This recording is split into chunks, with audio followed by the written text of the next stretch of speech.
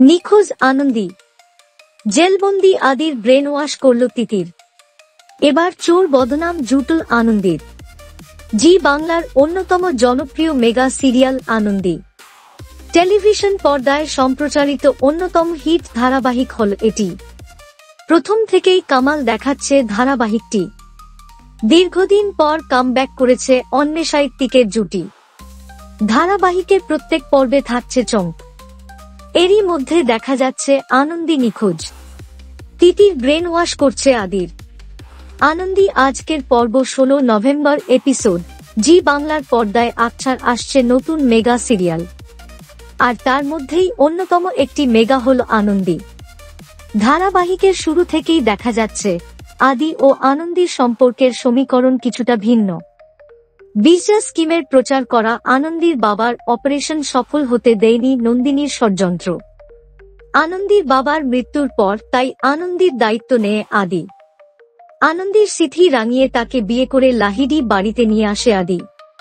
কিন্তু লাহিড়ী বাড়িতে কেউ আনন্দীকে মেনে নিতে পারে না।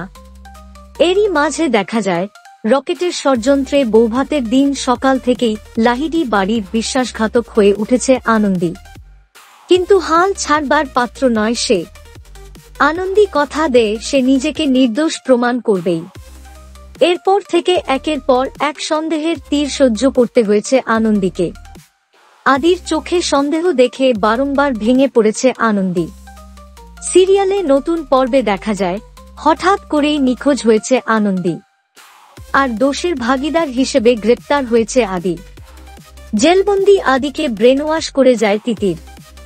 এইসব কাণ্ডের পিছনে আনন্দী আছে সেটাই ক্রমাগত বোঝাতে থাকে সে। এরপর দেখা যায় সাংবাদিকরা চলে এসেছে আর বিজনেস স্কিম আদির আনন্দীকে বিয়ে এসব নিয়ে নানা প্রশ্ন করছে। লাহিড়ী বাড়িতে আনন্দীকে শুধু মনে পড়ছে ঠাম্মির।